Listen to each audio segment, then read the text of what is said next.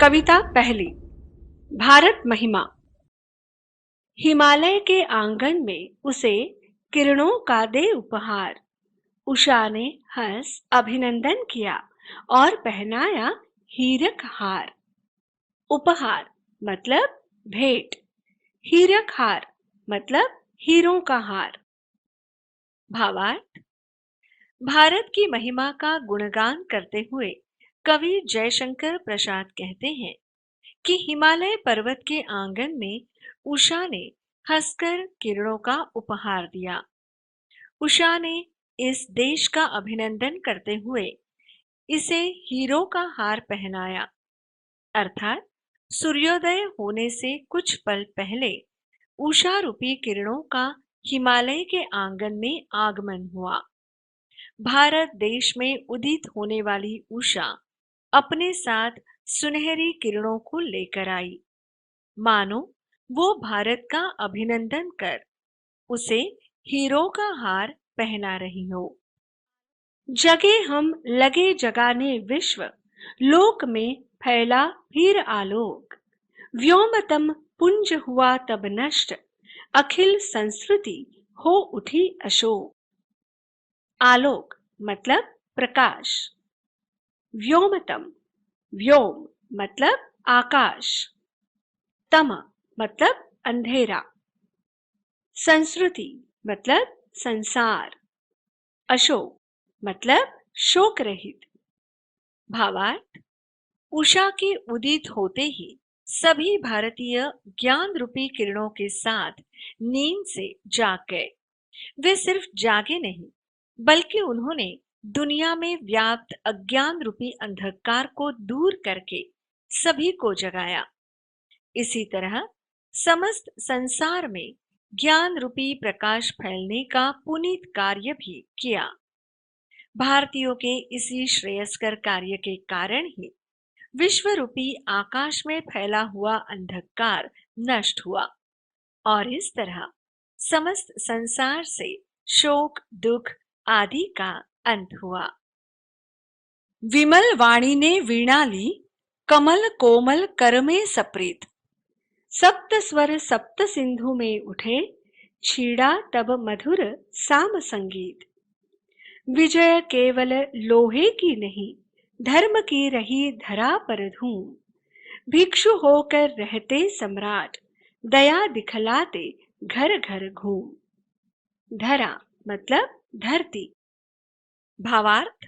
भारत देश की महिमा इतनी गौरवशाली, समृद्ध और महान है कि इसी देश ने विश्व को संगीत की अनमोल सौगात दी। संगीत की देवी मां सरस्वती ने अपने एक हाथ में वीणा और दूसरे हाथ में प्रेम के साथ कमल को धारण कर सभी को संगीत का अमृत पान करवाया। इसी कारण विश्व रूपी सप्त सिंधुओं में संगीत के सप्त स्वर गूंज उठे और मधुर सामवेद संगीत का आविष्कार हुआ। भारत पर कई बार विदेशियों ने हमला किया, फिर भी भारत की अखंडता कायम रही। इन युद्धों में भारत की जीत हुई। भारत ने सभी को सिखलाया कि ये सिर्फ लोहे की जीत नहीं, बल्कि ये जीत हमारे धर्म की है। धर्म का ठीक से पालन करने में ही व्यक्ति की जीत है। इससे बढ़कर कोई दूसरी जीत नहीं हो सकती। भारत ने दुनिया के सामने कई आदर्श रखे हैं, जैसे कि राजकुमार गौतम बुद्ध भिक्षु हो गए और उन्होंने जगह जगह जाकर सभी को दीक्षा दी और दया का पाठ सिखलाया। गोरी को दिया दया का दान, चिन्ह को मिली धर्म की दृष्टि। मिला था स्वर्ण भूमि को रत्न, शिल की सिंहल को भी सृष्टि। किसी का हमने छिना नहीं, प्रकृति का रहा पालना यही। हमारी जन्मभूमि थी यही, कहीं से हम आए थे नहीं। भावार्थ। भारत देश ने यवनों पर दया दिखलाई। भारत ही वही देश है जहां यवन शासक सेल्यूकस निकोटर को युद्ध में पराजित करने के बाद भी चंद्रगुप्त ने उसे मौत की सजा नहीं दी। यवन युद्ध में परास्त हो गए। फिर भी भारत के वीर क्षत्रियों ने उन्हें दया के रूप में जीवन दान दिया। आज चीन, जापान आदि में जो धर्मोन्नति निरंतर फैली हुई है, वो भारत की ही देन है। आखिर हमारी इस स्वर्ण भूमि को भगवान गौतम बुद्ध के रूप में अनमोल रत्न जो मिल गया था। गौतम बुद्ध के मार्गदर्शन में बौद्ध भिक्षुओं ने बर्मा के लोगों को बौद्ध धर्म व उसके त्रिरत्न बुद्ध, संघ, धम्म का ज्ञान कराया। उन्होंने ही श्रीलंका को पंचशील, झूठ न बोलना, चोरी न करना, नशा न करना, हिंसा न करना, पाप न करना आदि का ज्ञान कराया। हमारे देश ने ही सिंहल अर्थात श्रीलंका को शील रूपी मूल्य दिया, जिसका अनुकरण करके वहां के लोगों ने अपनी चतुर्दिक प्रगति की। भारत की प्रकृति की अनोखी छटा निराली है। यहाँ की प्रकृति इतनी उदात है कि उसने हम सभी को इतना सब कुछ दे दिया है कि हमें किसी से कुछ मांगने की परिस्थिति निर्मित नहीं होती। अतः हमें किसी से कुछ मांगने की या किसी से कुछ छीनने की आवश्यकता ही नहीं पैदा हुई। हम सब आर्य हैं। हम यहाँ पर किसी अन्य स्थान से नहीं आए थे, बल्कि इस पवित्र देश में ही हमारा जन्म हुआ था। सो हमारी जन्मभूमि भी यही है। चरित थे पूत भुजा में शक्ति, नम्रता रही सदा संपन्न। हृदय के गौरव में था गर्व, किसी को देख न सके विपन्न। विपन्न मतलब निर्धन। हमारे संचय में था दान, अतिथि थे सदा हमारे देव। वचन में सत्य, हृदय में तेज, प्रतिज्ञा में रहती थी टेव। टेव मतलब आदत।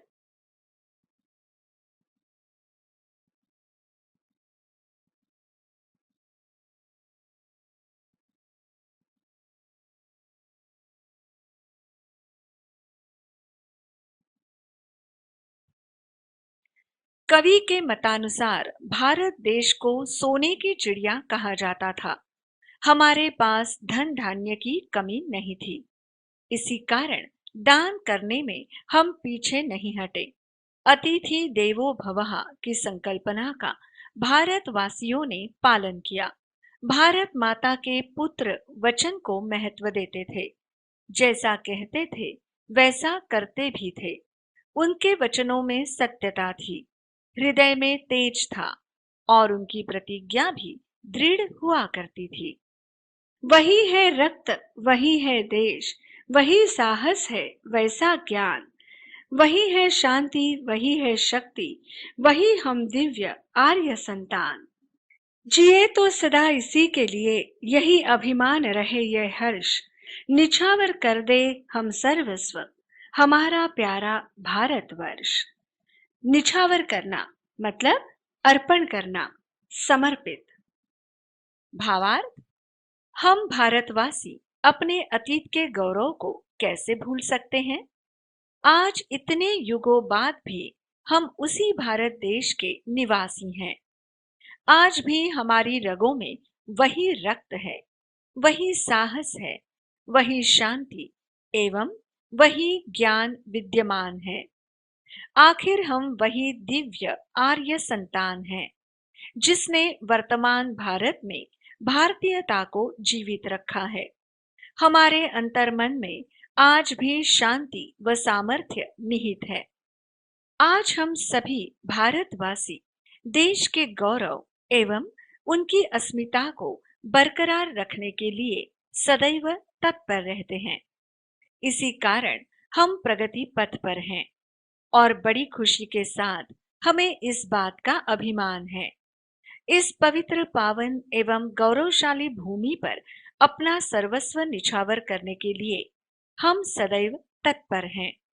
आखिर ये हमारा प्रिय भारतवर्ष है, जिसके लिए हम सभी अपना सर्वस्व न्योछावर करने के लिए सदैव तत्पर हैं, रहे थे, रहे हैं और रहेंगे।